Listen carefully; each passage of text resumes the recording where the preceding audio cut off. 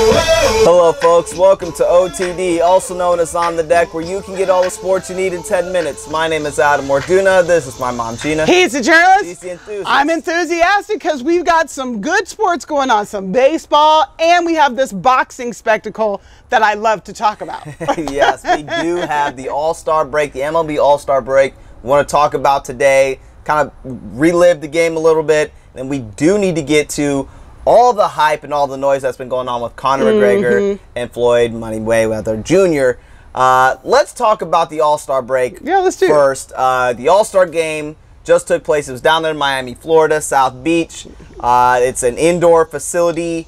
I remember when they built that stadium, it was such a huge struggle within the city because the city didn't want to spend all this money to rebuild the Marlins stadium. They had all this stuff going on in the outfield. They have like a swimming pool and like a tank and all this other stuff. But apparently it ends up working out for them. It ended up working out for them. Buenvenido, ami. It's one of those things where South Beach got to have an all-star game down there. And that was awesome. The American League did win. They won 2-1 over the National League. This is the 6th straight year that they did that. And was it extra innings too? It was extra innings. They were battling, and Robinson Cano, who's a Seattle Mariner, he ended up winning the MVP for the game. Last year was our Eric Hosmer for the Royals. We were well represented as far as Kansas City goes. We had 3 All-Stars: Jason Vargas, Salvador Perez, and Mike Moustakas. Mike played in the or Moose. They don't even call him Mike; they call him Moose. Moose played in the he participated in the Home Run Derby. On Monday, and the All-Star game was on Tuesday, and it was fun. It was good. I like when our guys are there. It's cool to have our players there. Well, and I think people can look at the score and say, oh, 2-1 extra innings. It actually was really good. Guys were hitting, guys were getting on base, guys were stealing bases, but there was just a lot of really good defense. Like there was a couple of times, you know, you'd have 2 runners on, and then, you know, the pitching would come through or the fielding would come through. So it was a little bit of a kind of a defensive showcase, but there was some offense. It was a good game. It wasn't as boring as it might look by the score. Right. Well, and there were because I follow the Omaha Storm Chasers. They're the Royals AAA. You know, we're from Omaha. We're from the. They used to be called the Omaha Royals. Right. Exactly. I don't know why we changed the name because it's just confusing. That's just what the farm league teams have to have, kind of those funny names. But they're the Storm Chasers, and so they were happy because they had 6 former Storm Chasers or Omaha Royals participate in this year's All-Star game, which is really good. Salvador Perez, Jason Vargas, Mike Moustakas, Wade Davis, and Zach Greinke. I guess it was 5. It was 5. And not all of them fully came up through the minor leagues, but they all played in the Storm Chaser. They played for the Storm Chasers or the Omaha Royals at some point, either on assignment or through being brought up through the farm league. You know, I keep thinking of Wade Davis as a Royal. Yes. I know he's not, but he's just forever Royal to me. Exactly. We have his bobblehead. Yes. I mean, you know, once a Royal, always a Royal. I don't know what to tell you. Check please, Davis. Exactly. And so, no, it was really good. Salvi hit a nice one. It would have been a single, but Bryce Harper came out of right field. Bryce Harper. With a great one-handed diving catch. And, of course, you know, he's famous for his hair flip. And I think it was more of the way that he was coming up, that his hair did what he did, but I think, you know, obviously he did the smolder hair flip. Hair flip up, and he's got longer hair, so now it was really exaggerated because his hat fell off as he was diving, and so his hair came forward. So it's like, you know, when you have to stand up, you're kind of, you know, but he did the exaggerated hair people flip, don't know that you used to have long hair. Oh yeah, you used to do the hair flip. So it was a little bit of a hair flip. I'm just saying, it was one of those things where. Speaking of Bryce Harper, you know, they have like the red carpet, you know, before the All-Star games or what have you, and he was he on the ESPYs red carpet? No, it was. It had to be in Miami. He came out with the Don Johnson look. Oh yes, he had the pink shirt, the white suit, the whole thing. He did that on purpose. He had the shades. I like Bryce Harper. I do. You're in Miami. It's a fashion city.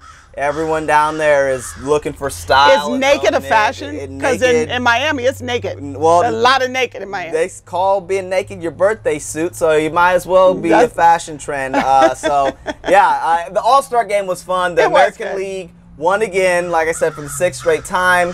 The one niche, or I guess wrinkle, if you will, is that they don't have home field advantage, which is kind of the incentive for winning players to play a little bit harder. Because, you know, in All-Star games, it's a glorified scrimmage. And so, you know, if you have something at the end of it to kind of make it, you know, more festive for people to play. Yeah, you give an incentive for people to play. Yeah, so an incentive for players. And so there wasn't a real incentive for this year because the home field advantage is basically whoever has the best record out of the 2 ball clubs when you get to the World Series. And so then if there's a couple little rule breakers or tie breakers, if you and that team played head-to-head a couple times, whoever had the best record out of the type or the head-to-head series there, and then it goes down to the divisional record. You know, what your division is, like the Royals AL. Well, you know why they had to change that. I know it's part of collective bargaining, but the American League kept winning, so the National League was never getting home field advantage in the World Series. Basically. So 11 out of the last 14 years, the American League has had home field advantage. So that was the All-Star break. It was actually really entertaining. I was happy to have watched it. Yeah. Aaron Judge kind of stole the show for the Yankees. He's that young kind of leader, that young Thundercat, you know, that's really big. And did you hear A-Rod compared him to LeBron James? A lot of people were comparing him to LeBron James. I'm fine with that. Just don't compare him to MJ. He is he's got a great backstory. He's 6'7", 6'8", 280 pounds. They say he can bench 400 pounds. He swings the bat flawlessly. He's a really good athlete. That's almost enough to bench me. He was a 3-sport athlete as well. I mean, you need to stop with that. But so yeah, that was good. It was really fun. I'm glad they were able to host it down there in Miami. It's kind of a vacation getaway, and so that was awesome. We need to go to Miami. I would love to go to Miami. Let's go to Miami. It would be fun. A lot of good times going on down there. Okay, so let's talk about what's going on here with this fight that's taking place in August. This spectacle. This flim-flammery. Circus, yes, whatever you want to call it. There's a lot going on here. And so what happened, we kind of talked about it on our last show on Tuesday. What took place again with Floyd and why it kind of amped up the recent news or the headlines with what happened with Floyd here? Well, word on the street is, and it's been confirmed by multiple sports outlets, so if this is wrong, it's not just us, that Floyd Mayweather did not pay the IRS for his 2015 taxes. And we literally are about halfway in the middle of 2016 tax season. It's 2017, but your taxes are due on April 15th. You have till about October, and then you get in trouble if you haven't paid them or filed. So I don't know if he's got his 2016 stuff together. Probably not. But for sure his 2015 stuff was not put in.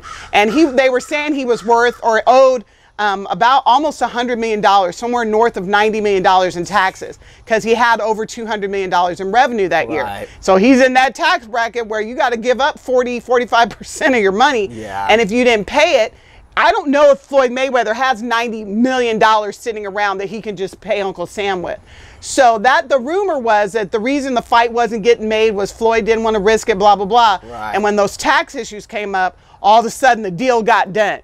So I don't know if that's true or not, but Conor McGregor was having a good time with it. He was having a field day with that. That was just instant, just here, let me go ahead and jab this, jab that. Exactly.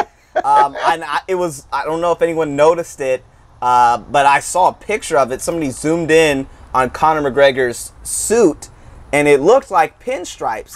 Well, it wasn't pinstripes. It had the words F-U all the way down. Embroidered in his suit. Yeah, so it looked like pinstripes from far away, but when you got up close, it said F-U, F-U, F-U all the way down his suit. And so when they were face to face, Floyd was looking at F-U, F-U, F-U. And their press conference in Los Angeles the other day was fireworks. Chippy, hot. Exactly. And so, do you have some information on the tour that's going on? Do you think this is a bit much or is this exactly what probably needs to happen for this spectacle that's taking place? Well, I think that the need to raise revenue, because so many of us felt burned by the Pacquiao-Mayweather fight, that they're afraid that the pay-per-view numbers won't be up. So they're doing a 4-city promotional tour. It's already the middle of July. The fight is at the end of August. So they started out in LA the other day. They were in Toronto, I think it was like yesterday. They're going to do another stop in New York and another stop in London. Now, it is not unusual for boxers to have multiple face-offs, but 4 face-offs around the globe? Wow. I mean, how many times do we need to see them face-to-face? You suck. No, you suck. You're terrible. I'm going to beat you up. No, I'm going to knock you out. Oh, yeah. Oh, yeah? Oh, yeah. Pull me back. Pull me back. Oh, you don't want this. Like, okay, exactly. Okay, because the first one got chippy so fast, it's like, how much more can you escalate before you actually fight? Right. So, but McGregor did get him. He said, I'm up here in a suit. He's over here in his track suit. Yeah, I'm over here in a nice suit. He's over there in a track suit. Yeah. It got real ugly. I think it'll get more ugly. They both tried to laugh it off, but, you know. At the end of the day, by the time they get to London, they're going to be literally trying to swing at each other. And I think, Adam, honestly, I think they're trying to drum up as much pay-per-view as possible. They got to make money off of this thing. Those $100 million purses that they're talking about, that's coming off of that pay-per-view revenue. Yes. They're going to sell out the arena, 20,000 seats or whatever. But they got to get people who are willing to get duped enough to pay $99. People have to buy the show. They have to buy it. It's not a fight. The show at home. Now you're talking. We'll see what happens on the next press conference. But New York is next. Let's see. Yeah, Toronto, New York, and London. So, we'll see what's going on with these guys coming up. We're really excited for a lot of the other sports coming up as well. We got Wimbledon. NFL talk coming up next. We appreciate your time. We'll see you again, folks.